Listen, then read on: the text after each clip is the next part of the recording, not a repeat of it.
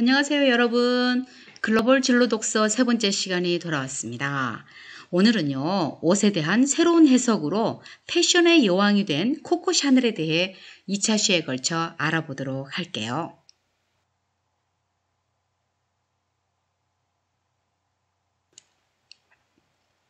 프랑스의 의상 디자이너 코코 샤넬의 원래 이름은 가브리엘 샤넬이었다고 합니다. 샤넬의 생애를 이렇게 제가 요약해 봤는데요.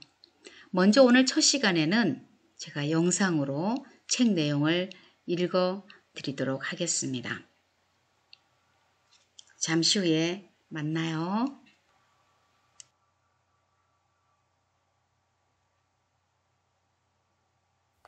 안녕하세요. 깊은 산속 옹달샘 김난주입니다. 여러분 행복한 주일 보내고 계신가요? 오늘도 날씨가 굉장히 화창하고 맑지요. 이런 날은 가까운 곳으로 이렇게 산책을 떠나도 참 좋을 것 같습니다. 오늘은 여러분과 함께 두 번째 시간 코코 샤넬에 대해서 우리 공부를 한번 해볼 건데요. 지난주에 과제 생각나시나요? 스티브 잡스의 명언, 그걸 제가 한번 외워보라고 그랬었죠. 그리고 만다라식으로 한번 요약도 해보고 스티브 잡스에게 궁금한 부분들 그게 있다면 무엇인지 한 3가지 이상 이렇게 인터뷰 질문지를 한번 써보라고 제가 과제를 내주었습니다. 물론 선택 과제고요. 그래서 잡스가 남긴 명언 가운데 정말 여러분들이 꼭 기억해야 될 시간에 대한 문제를 다룬 그의 말이 있었죠. 무엇일까요? 선생님 한번 외워볼까요? 시간을 낭비하지 마세요. 아니다. 다시. 시간은 우리를 기다려주지 않습니다. 그러니 시간을 낭비하지 마세요. 돈보다 더 큰 목표를 위해 일하면서 늘 갈망하고 우직하게 나아가세요. 어떤가요? 잘 외웠죠? 다시 해볼까요? 시간은 우리를 기다려주지 않습니다. 그러니 시간을 낭비하지 마세요. 돈보다 더 큰 목표를 위해 일하면서 늘 갈망하고 우직하게 나아가세요. 돈보다 더 소중한 것, 돈을 위해서 일하는 것이 아니라 정말 나의 꿈을 위해서 일할 수 있는 게 무엇인가를 찾는 것, 그것이 가장 중요하다는 것을 스티브 잡스는 우리에게 알려주었던 것 같아요.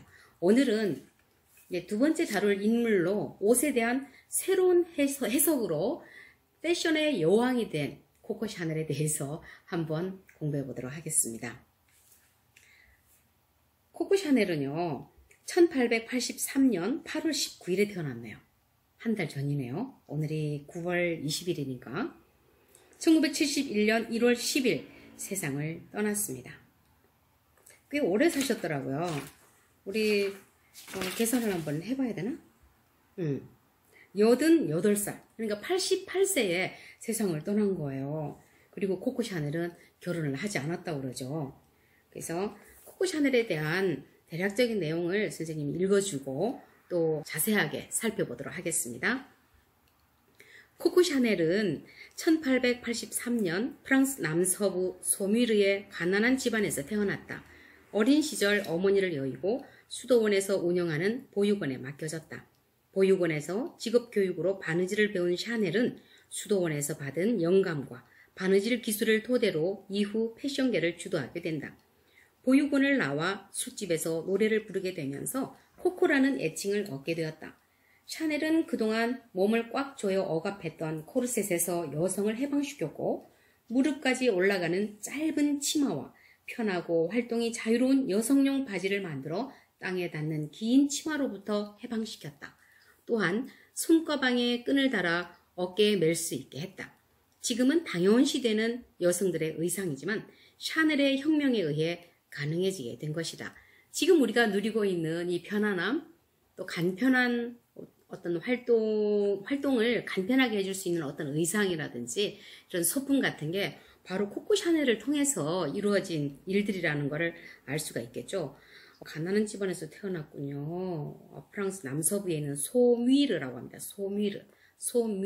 여러분 나중에 기회 되면 한번 샤넬이 머물렀던, 샤넬이 자라고 또 그곳에서 활동했던 그런 흔적들을 꼭 한번 만나볼 수 있기를 바랍니다. 어린 시절에 어머니를 여유했대요. 좀 더 이제 자세한 내용 들어가 보도록 할 건데요. 오늘은 첫 시간에 제가 이렇게 읽어드리고 여러분과 함께 소통할 수 있는 그런 시간을 가지려고 합니다. 우리가 함께 다룰 책 아시죠? 진로 독서를 위한 10분 책 읽기. 서상훈, 유현식 대표가 이렇게 이 좋은 책을 만들어 주셨습니다. 자, 이 이야기는요. 첫 번째, 두 번째, 그리고 세 번째, 4개의 단원으로 이루어져 있습니다. 첫 번째, 샤넬은 프랑스의 작은 시골 마을 병원에서 태어났다. 샤넬이 12살 때 출산 후유증을 앓던 어머니가 5남매를 남겨두고 세상을 떠났다. 가정을 돌보기보다는 자유롭게 방랑 생활을 하던 아버지는 남자아이 2명은 농부에게 입양시키고 여자아이 3명은 수녀들이 운영하는 수도원의 고아원에 맡겼다. 샤넬은 어머니를 잃은 슬픔과 아버지에게 버려진 충격 때문에 죽은 것과 다름없다는 생각을 했다. 그랬군요. 지난번 스티브 잡스도 입양됐었잖아요. 왜 위인들의 출생 그리고 어린 시절은 이렇게 되게 힘겨웠을까요? 그죠? 가정적으로 일단 그 시대적으로 그랬던 것 같아요. 가정적으로 그럴 수밖에 없었던 게 워낙 그 시대가 살기가 팍팍했지 않습니까? 자존심이 강했던 샤넬은 사춘기가 되자 더욱 예민해졌고 반항심도 커졌다. 그런 샤넬이 어둡고 무거운 분위기에다 지켜야 할 규칙이 수십 가지나 되는 수도원에서 살아간다는 것은 감옥 생활과 마찬가지였다. 샤넬은 형제들 중에 아버지를 가장 많이 닮은 자식이었다. 샤넬은 무책임하게 가정을 돌보지 않고 매정하게 어린 자식들을 버린 아버지를 원망했다. 하지만 한편으로는 무엇에도 얽매이지 않고 자유인의 모습으로 살던 아버지를 동경하기도 했다. 아버지를 미워했지만 아버지를 닮은 부분도 없잖아 있는 것 같습니다.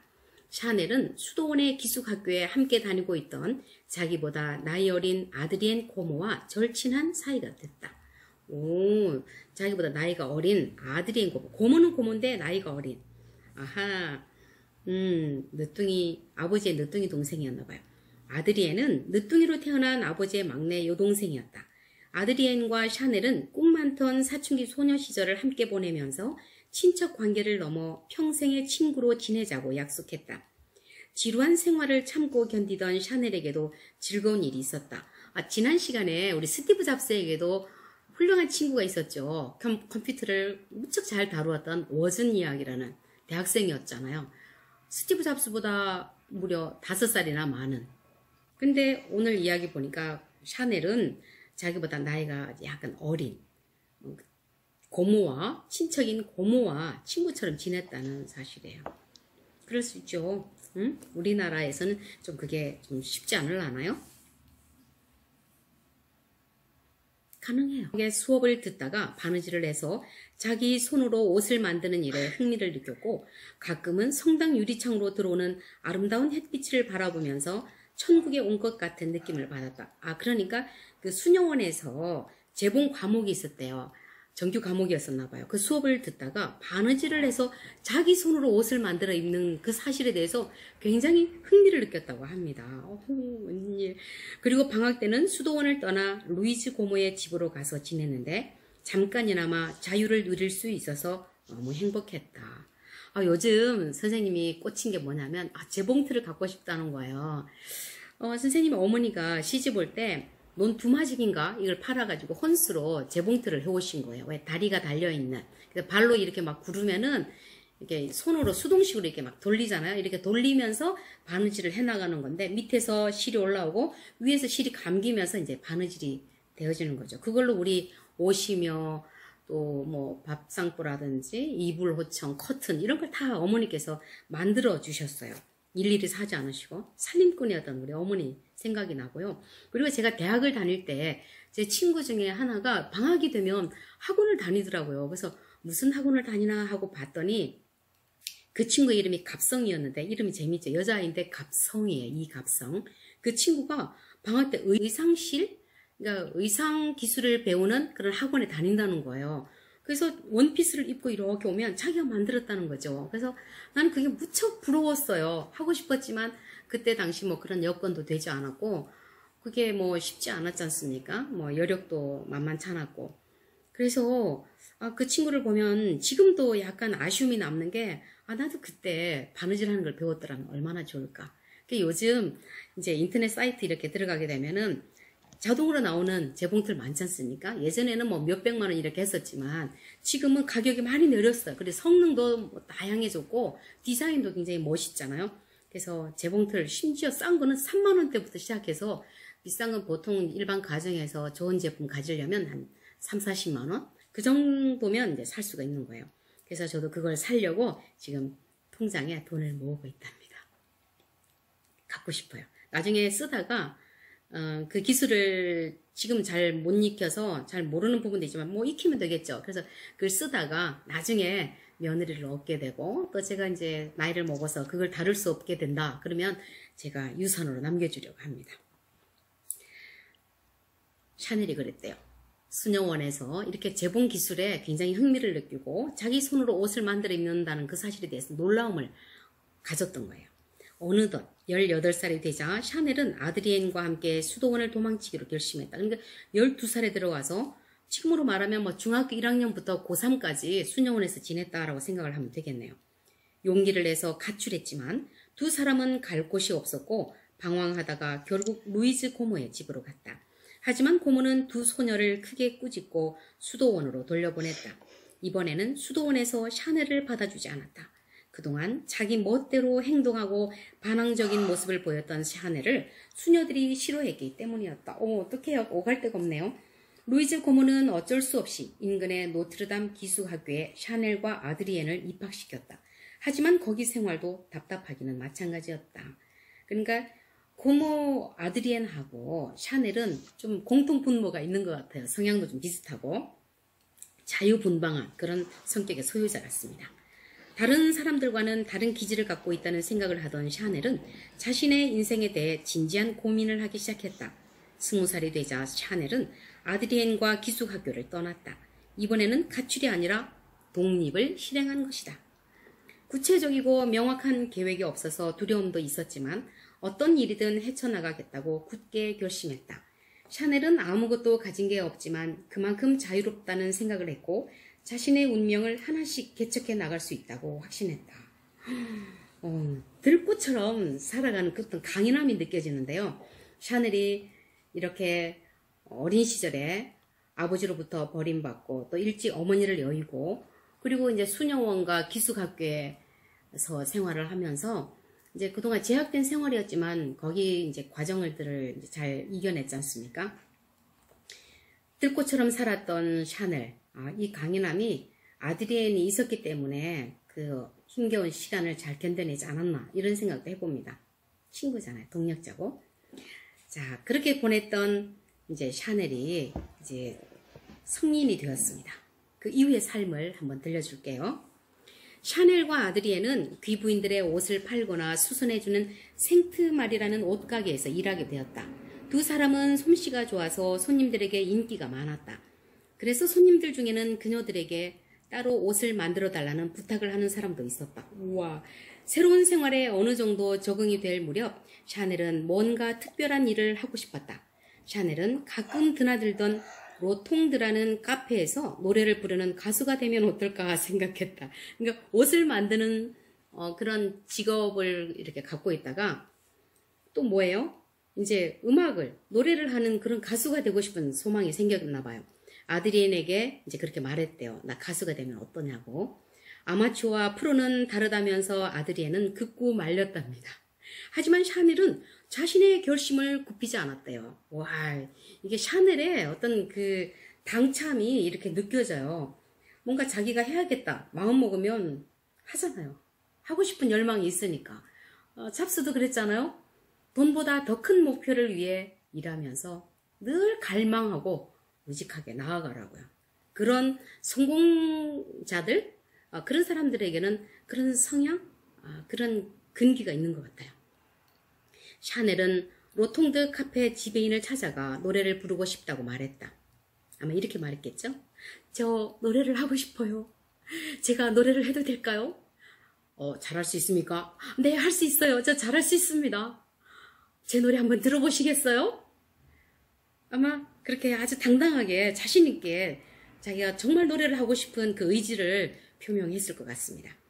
평소 젊은 군인들 사이에서 샤넬이 인기가 많다는 것을 알고 있었던 지배인은 흔쾌히 허락했다. 네. 샤넬은 키가 작고 마른 몸매에 강렬한 눈빛을 갖고 있어서 당시의 전형적인 미인은 아니었다. 하지만 독특한 분위기와 재치 있는 말솜씨로 자신의 매력을 돋보이게 하는 재주가 있어서 특별한 개성을 느끼게 만드는 사람이었다. 그래서 군인들로부터 인기가 많았나 봐요. 샤넬의 가수 데뷔는 성공적이었고 군인들은 그녀의 팬이 되었다.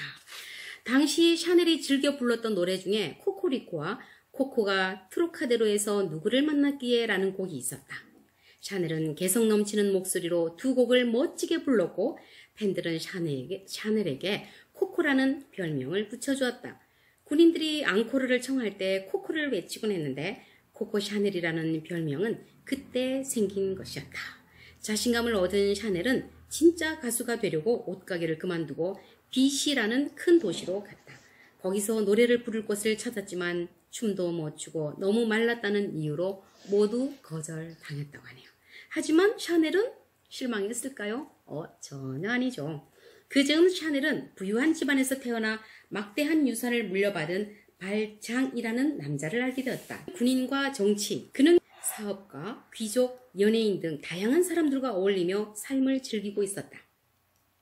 발장은 샤넬에게 그의 친구들을 소개해 주었고 샤넬은 다양한 분야의 사람들을 만나면서 세상을 보는 시야를 조금씩 넓혀 나갔다. 발장은 스포츠 광이었는데 무엇보다도 승마를 좋아했다. 발장은 샤넬을 경마장으로 데려갔고 샤넬도 말의 매력에 점점 빠져들었다. 샤넬은 경마 경주를 보는 것에만 만족하지 않고 발장의 말 사육장에서 직접 말을 타보기도 했다. 당시에는 여자들이 말 타는 것을 좋게 보지 않았지만 샤넬은 그런 것에 전혀 개의치 않았다. 발장의 부유한 친구들과 함께 어울리면서 샤넬은 멋과 낭만을 마음껏 누리는 그들의 화려한 생활에 감탄했다. 그리고 힘들고 가난하게 살아온 자신의 지난 날을 되돌아보면서 점점 서글픔과 위화감을 느꼈다. 하지만 자신의 처지를 비관하지 않고 오히려 그 친구들을 냉정하고 객관적으로 바라보게 되었다. 그러니까 이제 샤넬도 그들의 삶과 자신의 삶이 그 간극을 이제 느낀 거죠. 서로가 서로에게 일치될 수 없는 그런 어떤 문화적인 배경, 환경적인 그런 차이를 느꼈을 것 같아요. 그래서 몹시 자신의 처지를 얼마든지 비관하고 우울해하고 또 위화감을 느끼면서 서글퍼할 수도 있지만 그 가운데서도 그 친구들을 냉정하고 객관적으로 바라보려고 노력을 했대요. 그리고 이런 생각을 했답니다. 저들은 태어날 때 그저 운이 좋았을 뿐이야. 저들은 자기 손으로 무엇인가를 얻었을 때의 기쁨과 스스로 어떤 것을 이뤄냈을 때의 성취감을 알지 못해. 이거 중요한 말인데요. 그러니까 그대로 물려받았다는 거죠. 누군가가. 부모님이 아니면 그 가문에서 이어서 내려오는 많은 부를 내가 고스란히 받아 누렸을 뿐이지 나 스스로 노력하고 또 쟁취하고 그것을 얻는 그 기쁨, 성취의 기쁨을 누리지 못했을 거라는 그 차이, 자기에게만 있는 그런 그들과의 차이를 다시금 깨달았던 것 같아요. 얼마 후 샤넬은 발장의 친구였던 카펠과 사랑에 빠지게 되었다. 카펠은 젊은 나이에 자수성가한 사업가이자 유명한 폴로 이름 좀 그렇다. 발장 선수였다. 샤넬은 목표가 분명하고 야심이 큰 카펠과 사귀면서도 자신도 카펠처럼 성공한 삶을 살고 싶다는 열망이 생겼다. 샤넬은 카펠에게 오랫동안 마음속에 담고 있었던 계획을 얘기했다. 샤넬이 모자를 만들어서 팔아보겠다고 하자 카펠은 샤넬의 생각을 지지하며 격려해 주었다. 샤넬의 모자는 독특하고 개성이 넘쳤다. 당시 여자들의 모자는 색색의 천에 커다란 창이 있고 레이스와 리본, 꽃, 깃털 등으로 요란하게 장식한 스타일이었다. 유럽의 여성들, 특히 파리의 여성들은 이렇게 창이 엄청나게 이렇게 막 약간 물결치듯이 넓으면서 그 안에 화려하게 막 꽃이라든지 뭐 이런 깃대도 이렇게 세워져 있고 창이 넓고 거기다 또 이렇게 약간 망사, 레이스도 이렇게 내려와서 얼굴을 살짝 가리잖아요. 그게 아름답긴 하지만 좀 거추장스럽기도 하죠. 샤넬은 지나치게 화려하고 디자인이 복잡한 모자를 우스꽝스럽다고 생각했다. 샤넬은 남자들의 모자와 자신이 썼던 승마용 모자에서 영감을 얻어 군더더기 없이 간결하면서도 단순하게 디자인했다. 당시 유행하던 모자처럼 요란한 장식이 없었지만 오히려 그것이 품위 있고 매력적으로 보였다.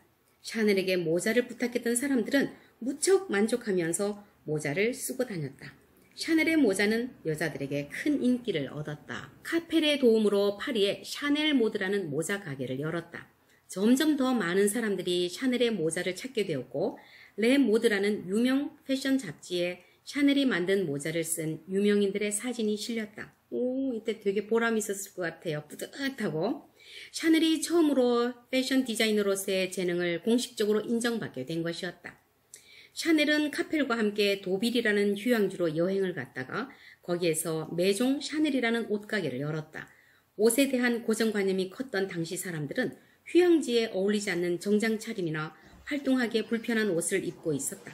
샤넬은 단순하면서도 헐렁한 디자인으로 활동하기 편하고 여유 있는 느낌을 주는 옷을 만들었다. 그러니까 휴양지에서 입을 수 있는 적합한 그런 스타일의 옷을 만들었다는 거죠. 어땠을지 상상이 됩니다. 그리고 옷가게 직원들과 함께 자신이 만든 옷을 입고 도빌의 거리를 활보하고 다녔다.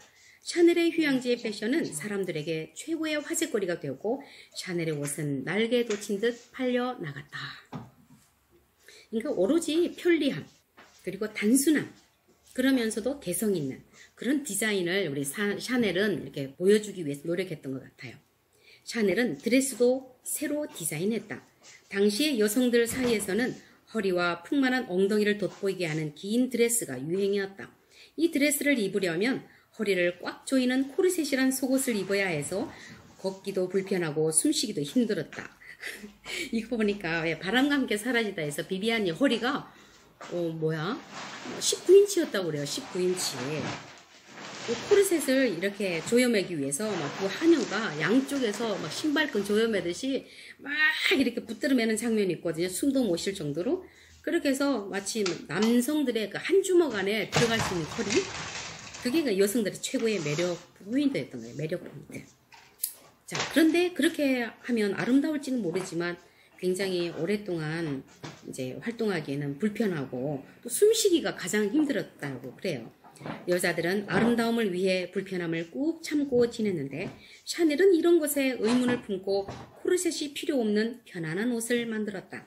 샤넬이 만든 재킷과 스커트, 블라우스 등도 입기 편하고 보기에도 세련된 옷들이었다. 그래서 입기도 좋고 입기도 편한 그런 옷을 샤넬은 만들었답니다.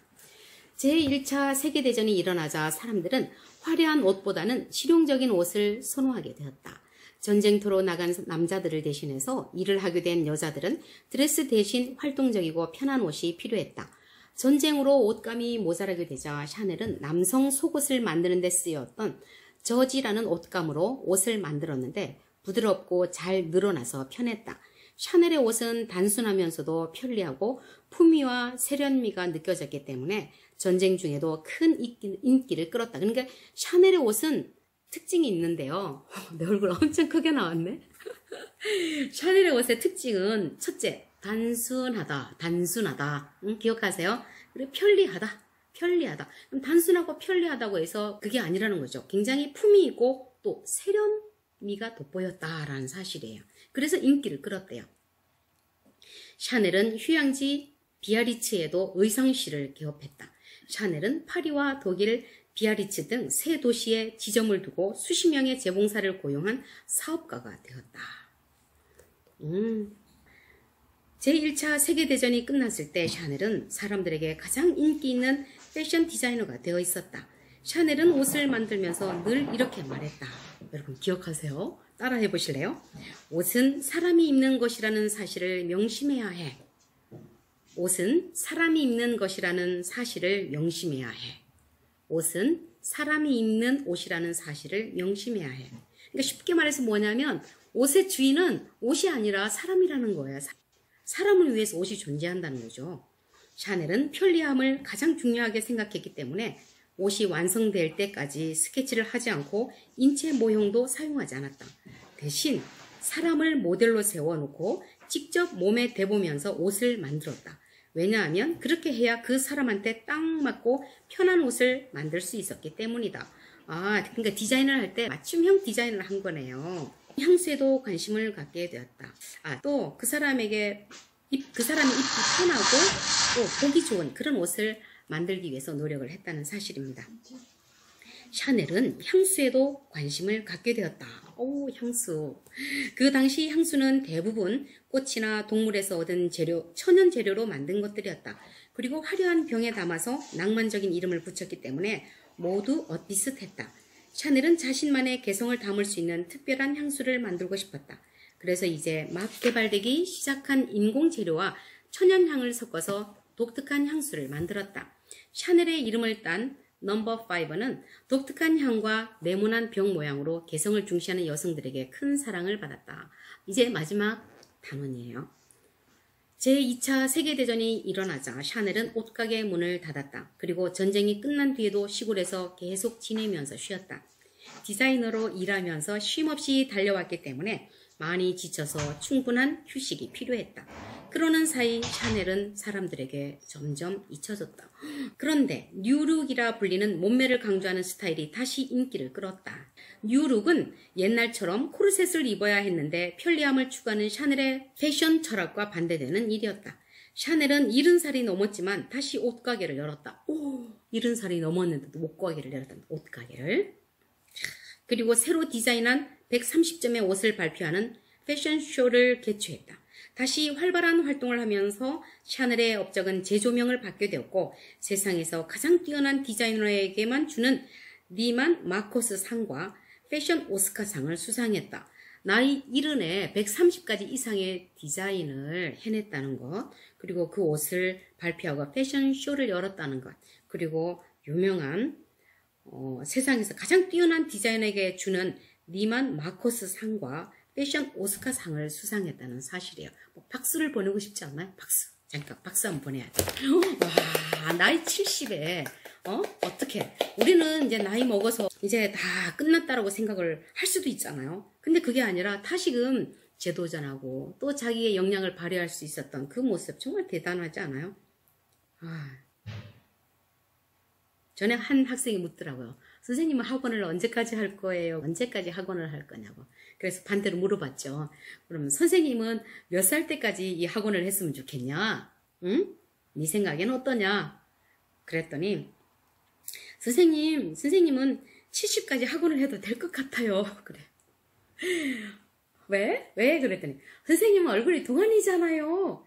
그리고 건강관리만 잘하면 얼마든지 할 수 있는 직업 아니겠어요? 그리고 선생님이 가르치는 과목은 나이를 먹으면 먹을수록 더 돋보이는 그런 과목 아니겠어요? 응?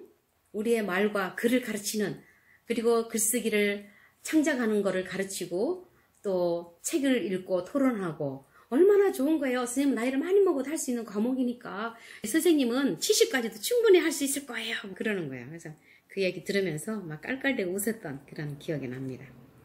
그랬으면 좋겠어요. 샤넬은 20세기 패션에 큰 발자취를 남겼다. 첫째, 여성복 디자인에 남성복의 요소들을 적극 도입했다. 여성복 디자인에 남성복의 요소들을 적극 도입했다. 점퍼 스타일의 재킷과 소매 깃이 있는 여가복 등이 대표적인 예다. 점퍼 스타일의 재킷, 간편하게 입는 거죠. 그리고 소매 깃이 있는 셔츠, 선원 스타일의 여가복, 되게 편리함을 강조한 그런 디자인이 되겠죠. 둘째, 참신한 발상과 과감한 선택으로 옷을 디자인했다고 그래요. 리틀 블랙 드레스라는 애칭으로 통했던 검정 드레스는 검정색을 우아하면서도 매력적인 색깔로 탈바꿈시켰다. 셋째, 인조 보석 장신구를 일반화시켰다. 반지와 팔찌, 목걸이, 귀걸이, 브로치 등의 액세서리를 귀중품이나 사치품이 아니라 개성의 상징으로 만들었다. 넷째, 시대의 흐름에 맞는 옷을 선보였다. 옷이 부의 과시나 신분의 표시 용도가 아니라 자기 표현의 수단임을 인식시켰다. 굉장히 실용적이고 또 간편하면서 그럼에도 불구하고 자신을 돋보이게 할 수 있는 개성 있는 옷차림을 연출하는 시켰다는 사실이죠. 1971년 1월. 1971년이면 선생님이 7살 때요. 1972년 3월에 초등학교 입학했거든요. 그러니까 1971년 내가 입학하기 1년 전에 샤넬은 세상을 떠났답니다. 88세의 나이로 파리의 한 호텔에서 생을 마감했다. 그것은 단순히 한 여성의 죽음이 아니었다. 치열한 장인 정신을 가진 완벽주의자, 가난한 고아 출신으로 삶을 개척해 성공한 여성, 시대의 흐름을 통찰해서 창의적으로 표현한 여성, 인습과 편견에 항거하며 도전과 모험을 즐겼던 여성, 자유롭고 적극적인 현대적인 여성상을 제시한 여성, 즉 뭐예요? 패션의 여왕의 죽음이었다라는 사실입니다. 패션의 여왕.